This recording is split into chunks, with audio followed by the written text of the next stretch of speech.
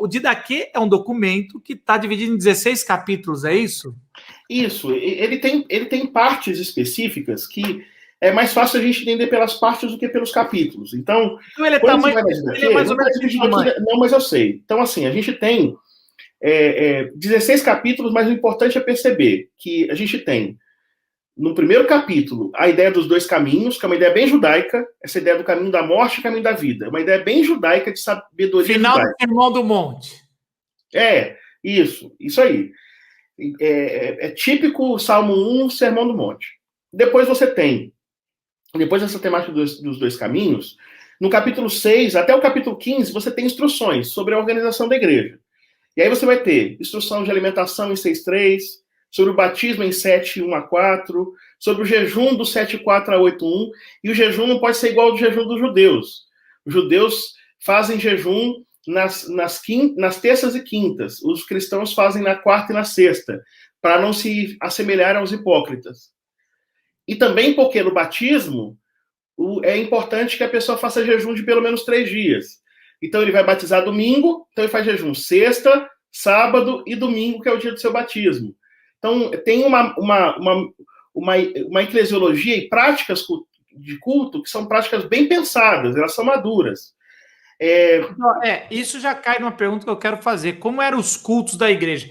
O que a Didaquê traz que não tá, que a gente não tem na Bíblia, que eu quero dizer assim, que Lucas não trouxe, ou Paulo não trouxe. Então me dá, por exemplo, esse negócio de dias não tem nas cartas. A gente tem alguma coisa que se reuniam aos domingos, né? E aliás, é aí que os caras querem abraçar mais por que nós guardamos o nosso dia no domingo, mas a Didaquê é que vem escancarar essas informações, né? Sim. O culto da Didaquê, eles utilizam frases para explicar o seu culto parecidas com Mateus, então não são tão estranho, né? Por exemplo, quando vai falar de oração, vai falar, não ore como os hipócritas, mas ora como Jesus ordenou no Evangelho. E o Evangelho é Mateus.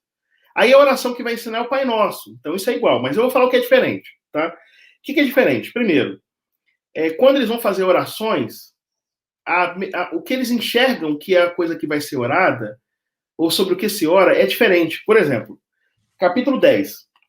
Quando você der graça, dê graças assim. Nós te agradecemos, Santo Pai, pelo teu santo nome, que fizeste tabernáculo em nossos corações, pelo conhecimento, fé e imortalidade que nos revelaste por Jesus, seu servo, a ti seja a glória para sempre. É uma linguagem que não é paulina, é uma linguagem que não é lucana, é uma linguagem que não é joanina, essa ideia de tabernáculo nos nossos corações, ou seja, nós somos tabernáculos móveis. Nós levamos de Deus e de Jesus onde quer que estejamos, porque ele fez um tabernáculo nos nossos corações. Outra coisa também importante, a ideia do mal, né?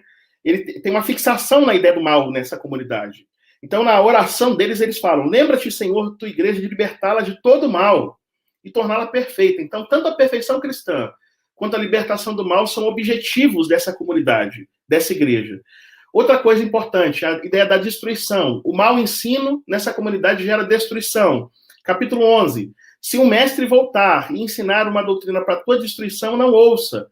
Porque a ideia da falsa doutrina é a ideia não que apenas faz a gente pensar errado, mas que destrói, que conduz o indivíduo para a morte. Então eles levam muito a sério essa coisa da instrução. Por isso que tem um livro para instruir, que é Didaquê.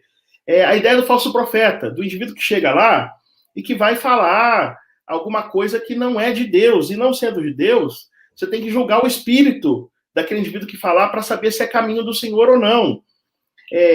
Então, por exemplo, ele diz assim, capítulo 11, verso 9, e todo profeta que pede uma refeição no espírito, não come dela, a menos que seja realmente um falso profeta. Então o cara pede um churrasco de picanha, e come a picanha, ele é falso profeta, manda ele embora. Porque ele tem que pedir a comida e não comer a comida. Aí você vai saber que é um profeta de verdade.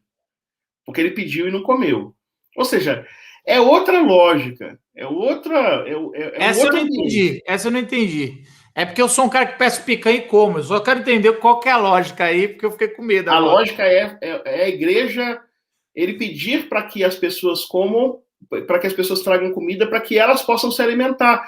É a ideia do profeta fazer em favor do seu povo. É uma ideia bem... Vamos lembrar que era a refeição era coletiva, era numa casa, mas era coletiva, né? Tanto que Paulo vai falar em uma das suas cartas, agora eu não lembro qual que é, principalmente porque vocês não esperam, acho que é em Coríntios, porque eles estavam elitizados e não estavam deixando os pobres entrarem. E aí a gente fala, não entrar na igreja? Não, é entrar na casa deles, né? Porque as casas dos mais ricos eram os centros de igreja.